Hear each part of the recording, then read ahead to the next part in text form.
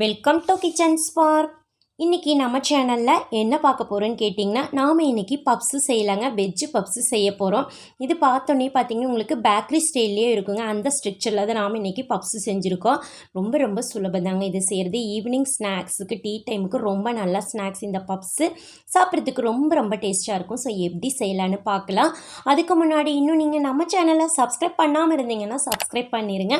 அப்படியே பக்கத்தில் இருக்கிற பெல் ஐகானை கிளிக் பண்ணிடுங்க. அப்போ தான் நம்ம போடுற வீடியோஸ் எல்லாமே உங்களுக்கு உடனே நோட்டிஃபிகேஷனில் வரும். வாங்க நாம் எப்படி வெஜ் பப்ஸு ரொம்ப சுலபமாக செய்ய போகிறோம், எப்படி செய்யலான்னு பார்க்கலாம். ஃபஸ்ட்டாக பார்த்திங்கன்னா பப்ஸு செய்கிறதுக்கு நம்ம மைதாவில் தான் செய்ய போகிறோம். ஒரு 3 கப் அளவுக்கு நான் மைதா மாவு எடுத்துக்கிறேன். எடுத்துகிட்டு 2 டேபிள் ஸ்பூன் அளவுக்கு ஆயில் ஆட் பண்ணிக்கலாம். நெக்ஸ்ட்டு பார்த்திங்கன்னா இந்த மாவுக்கு தேவையான அளவு உப்பும் ஆட் பண்ணிக்கலாம். ஆட் பண்ணிவிட்டு கொஞ்சம் ஒரு மிக்ஸ் கொடுத்துடலாம். கொஞ்சம் மிக்ஸ் பண்ணி விட்டுட்டு இப்போ தண்ணி ஊற்றி நம்ம மாவு பிசைஞ்சுக்கணும். நிறைய தண்ணி ஊற்ற வேண்டாம், கொஞ்சம் கொஞ்சமாக ஊற்றி நீங்கள் நல்லா மாவு வந்து சப்பாத்தி மாவு அளவுக்கு நம்ம பிசைஞ்சு எடுத்துக்கணும். பாருங்கள், நல்லா மாவை நல்லா அமுத்தி பிசைஞ்சிங்கன்னா நல்லா சாஃப்டாக இருக்கும். இப்போ பார்த்திங்கன்னா இது கொஞ்சம் நல்லா ஆயில் ஊற்றி நல்லா பிசைஞ்சிங்கன்னா இன்னும் மாவு சாஃப்டாகிடும். பொதுவாக மைதா மாவு கொஞ்சம் ஆயில் ஊற்றி பிசைய உங்களுக்கு நல்லா சாஃப்ட்னஸ் கொடுக்கும். பாருங்கள், நல்லா பிசைஞ்சோன்னா பாருங்கள் மாவு நல்லா சாஃப்டாக இருக்குது. இப்போ இது ஒரு 1/2 மணி நேரம் இருக்கட்டுங்க. நம்ம ஸ்டஃபிங் ரெடி பண்ண வரைக்கும் இருக்கட்டும். நெக்ஸ்ட்டு பாருங்கள், நம்ம ஸ்டஃபிங் ரெடி பண்ணிக்கலாம். அதுக்காக நான் ஒரு கடாயை அடுப்பில் வச்சுருக்கிறேன். கடாய் காய்ச்சதுக்கப்புறம் ஆயில் போட்டுக்கலாம். ஆயிலும் நல்லா காயட்டுங்க. காய்ச்சதுக்கப்புறம் பார்த்திங்கன்னா 1 டீஸ்பூன் அளவுக்கு ஜீரகம் தாளிச்சிக்கலாம். ஜீரகம் பொரியட்டும். பொரிஞ்சதுக்கப்புறம் பார்த்திங்கன்னா பூண்டு வந்து கொஞ்சமாக நான் வந்து நல்லா சீவி வச்சுருக்கோம். அதுவும் கொஞ்சம் இஞ்சியும் எடுத்துக்கலாங்க. அதுவும் நல்லா எண்ணெயில் வதக்கி விட்றலாம். நல்லா பாருங்கள், இஞ்சி பூண்டு எண்ணெயில் நல்லா வதங்கிடுச்சு. இந்த ஸ்டேஜில் ஒரு 2 பெரிய வெங்காயம் பொடியாக கட் பண்ணியிருக்கேன். அதுவும் இதில் ஆட் பண்ணிக்கலாம். ஆட் பண்ணிவிட்டு நல்லா மிக்ஸ் பண்ணிக்கலாம். நல்லா வெங்காயம் வந்து உங்களுக்கு செவக்க வதங்கணும். ஸோ நல்லா வதங்கட்டும். பாருங்கள், நல்லா வதங்கிடுச்சு. இந்த ஸ்டேஜில் பார்த்திங்கன்னா 1 கப் அளவுக்கு நான் கேரட் வந்து நல்லா துருவி வச்சுருக்கோங்க. துருவி எடுத்துக்கோங்க. நெக்ஸ்ட் அதே மாதிரி பார்த்திங்கன்னா முட்டைக்கோசும் 1 கப் அளவுக்கு துருவி எடுத்து வச்சுருக்கிறேன். கொஞ்சமாக பீன்ஸு பொடியாக கட் பண்ணிக்கணும் நீங்கள். அதுவும் இதில் நம்ம ஆட் பண்ணிக்கலாம். ஆட் பண்ணிவிட்டு பாருங்கள் மிக்ஸ் பண்ணி விட்ருங்க. தண்ணி எதுவும் ஊற்றக்கூடாது. இந்த ஆயிலே பார்த்திங்கன்னா அடுப்பு சிம்மில் வச்சுட்டிங்கன்னா இந்த காயெல்லாம் உங்களுக்கு சீக்கிரம் குக் ஆகிடும். இப்போ தேவையான அளவு உப்பு ஆட் பண்ணிக்கலாம். ஆட் பண்ணிவிட்டு 1 டீஸ்பூன் அளவுக்கு பெப்பர் ஆட் பண்ணிக்கலாங்க. நம்ம காரத்துக்காக எதுவும் ஆட் பண்ணல, பெப்பர் தான் ஆட் பண்ணியிருக்கிறோம். ஸோ அதனால் நீங்கள் தாராளமாக 1 டீஸ்பூன் அளவு எடுத்துக்கலாம். நல்லா லோ ஃப்ளேமில் வச்சுட்டிங்கன்னா சீக்கிரம் குக் ஆகிடும். உங்களுக்கு தண்ணி எதுவும் சேர்த்த வேண்டாம். நெக்ஸ்ட்டு பார்த்திங்கன்னா லெமன் ஜூஸ் மட்டும் 1 டீஸ்பூன் அளவுக்கு ஆட் பண்ணிக்கலாம். அப்புறம் 1 டேபிள் ஸ்பூன் அளவுக்கு சோயா சாஸ் ஆட் பண்ணிக்கலாங்க. நல்லா சாப்பிட்றதுக்கு டேஸ்ட்டாக இருக்கும். அதனால் சோயா சாஸ் ஆட் பண்ணியிருக்கோம். காரத்துக்காக பார்த்திங்கன்னா கொஞ்சம் வதங்கினதுக்கப்புறம் சில்லி சாஸ் கூட நீங்கள் ஆட் பண்ணிக்கலாம். பாருங்கள், 1 டீஸ்பூன் அளவுக்கு ஆட் பண்ணியிருக்கோம். நீங்கள் சில்லி சாஸ் வேண்டாம் அப்படின்னா மிளகாத்தூள் கூட நீங்கள் 1 டீஸ்பூன் அளவுக்கு ஆட் பண்ணிக்கோங்க, நல்லாயிருக்கும். பாருங்கள், நல்லா வதங்கணும். அந்த பிசுபிசுப்பெல்லாம் இருக்கக்கூடாது, நல்லா வதங்கிடணும். பாருங்கள், நல்லா வதங்கி வந்துருச்சு. ட்ரையாக இருக்குது பாருங்கள். இந்த ஸ்டேஜ் ஓகேங்க, இது இருக்கட்டும். நெக்ஸ்ட்டு பாருங்கள், நம்ம மாவு நல்லாவே ஊறி வந்திருக்கும். நம்ம ஸ்டஃபிங் ரெடி பண்ண வரைக்கும் நல்லா ஊறிடுச்சு பாருங்கள். கொஞ்சம் 1 தடவை 2 தடவை நல்லா அமுத்தி பிசைஞ்சு விட்ருங்க. அப்போ தான் மாவு உங்களுக்கு நல்லா சாஃப்டாக கிடைக்கும். பாருங்கள், நல்லா மாவு உங்களுக்கு சாஃப்டாக இருக்குது. இப்போ நம்ம வந்து உருண்டைகளாக உருட்டிக்கலாம். உங்களுக்கு எந்த சைஸ் வேணுமோ அந்த அளவுக்கு உருட்டிக்கலாம். நம்மளுக்கு வந்து பப்ஸு கரெக்டாக கிடைக்கணுன்னா இந்த சைஸ் இருந்தால் உங்களுக்கு கரெக்டாக இருக்கும். இப்போ பார்த்திங்கன்னா நம்ம சப்பாத்தி தேய்க்கிற கல்லையே போட்டு தேய்ச்சிக்கலாம். ஆயில் போட வேண்டாம் நீங்கள் இது தேய்க்கிறதுக்கு. மைதா மாவோ இல்லை கோதுமை மாவோ போட்டு இந்த மாதிரி நீங்கள் தேய்ச்சிக்கணும்.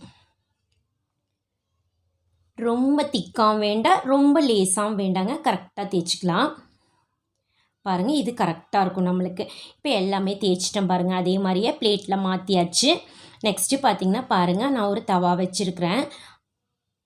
இந்த தோசைக்கல்ல பார்த்திங்கன்னா கொஞ்சம் ஆயில் மட்டும் மேலே வந்து கோட் பண்ணிவிட்டு நம்ம போட்டு எடுத்துக்கலாம். இது வந்து நல்லா கருகிற அளவுக்கு வந்து ஃப்ரை பண்ணணுன்னு இல்லை. 1 தடவை 2 தடவை திருப்பி போட்டிங்கன்னா எடுத்துக்கலாம். பாருங்கள், இந்த அளவுக்கு இருந்தால் போதும், எடுத்துக்கலாம். பாருங்கள், ரொம்ப 1 தடவை 2 தடவை திருப்பிட்டிங்கன்னா ஓகே. ரொம்ப வந்து உங்களுக்கு கருகிற அளவுக்கு வேக வைக்கணும் அப்படிங்கிற அவசியம் இல்லை. பாருங்கள், அவ்வளோதான், எடுத்துக்கலாம்.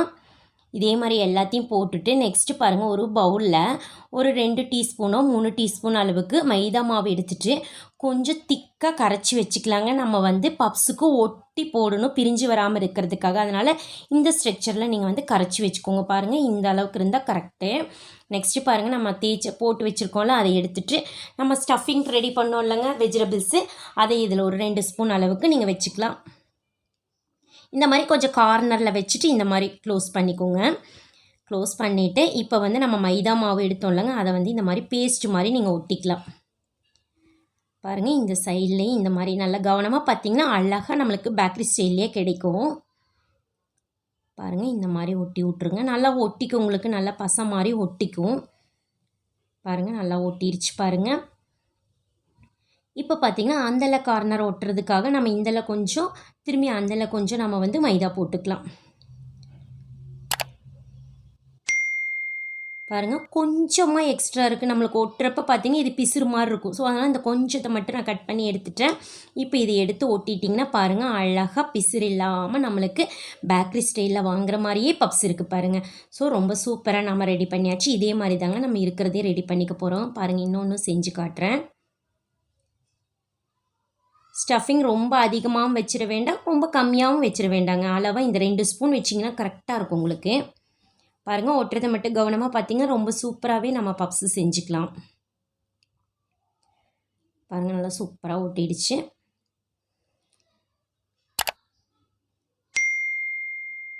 பாருங்கள் அதே மாதிரி தான் இந்தலையும் போட்டாச்சு. இப்போ இது கரெக்டாக இருக்கிறனால கட் பண்ண அவசியம் இல்லைங்க. நீங்கள் கரெக்டாக இல்லைன்னா கட் பண்ணிக்கலாம். பாருங்கள் ரொம்ப சூப்பராக ரெடி பண்ணியாச்சு. இதே மாதிரியே நம்ம இருக்கிறதெல்லாம் ரெடி பண்ணி வச்சுட்டு நான் கடாயில் ஆயில் போட்டுட்டேன், காஞ்சிருச்சு. இப்போ பாருங்கள் நம்ம ஒரு 2 எடுத்து உள்ளே போட்டுக்கிறேன் நான் எண்ணெயில் போட்டுட்டு நல்லா திருப்பி விட்டுக்கலாங்க. ஒரு தடவை 2 தடவை நல்லா திருப்பி விட்டுக்குங்க. அடுப்பு கொஞ்சம் மீடியமில் வச்சுக்கோங்க. ரொம்ப ஹையில் இருந்துச்சுன்னா சீக்கிரமாக கருகி போயிடும் உங்களுக்கு.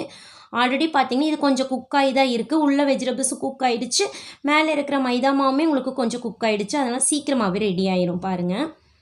ரொம்ப சீக்கிரமாக பாருங்கள் பப்ஸ் எவ்வளோ சூப்பராக ரொம்ப சீக்கிரமாக ரெடி பண்ணியாச்சு. அவ்வளோதாங்க. இதே மாதிரி நம்ம இருக்கிறது எல்லாத்தையும் போட்டு எடுத்துக்கலாம்.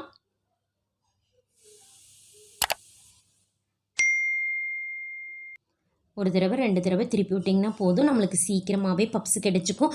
கொஞ்சம் கூட கலைஞ்சே போகலை பாருங்கள். ரொம்ப சீக்கிரமாக வந்து கலைஞ்சிடாமல் நல்லா உங்களுக்கு பேக்கரி ஸ்டைல்லே நம்மளுக்கு பப்ஸ் ரெடி பண்ணியாச்சு. அவ்வளோதாங்க. ரொம்ப சூப்பராக நாம் ரெடி பண்ணியாச்சு பாருங்கள். ரொம்ப டைம் எடுத்துக்காதுங்க, ஆனால் சாப்பிட்றதுக்கு அவ்வளோ டேஸ்ட்டாக இருக்குது. இது நம்ம போய் பேக்கரியில் வாங்கணும் கடையில் வாங்கணுங்கிற அவசியமே இல்லை. நம்ம வீட்டில் இருக்கிற பொருளை வச்சு குழந்தைகளுக்கு செஞ்சு கொடுக்கலாம். நல்லா ஹெல்த்தியானது தாங்க. ஸோ ட்ரை பண்ணி பாருங்கள். ட்ரை பண்ணி பார்த்துட்டு எப்படி இருக்குதுன்னு மறக்காமல் கமெண்ட் பண்ணுங்கள். உங்களுக்கு இந்த வீடியோ பிடிச்சிருந்ததுன்னா உங்கள் ஃப்ரெண்ட்ஸுக்கெல்லாம் ஷேர் பண்ணுங்கள், லைக் பண்ணுங்கள். மறக்காமல் கிச்சன் ஸ்போக் சேனலுக்கு சப்ஸ்கிரைப் பண்ணுங்கள். தேங்க்ஸ் ஃபார் வாட்சிங்.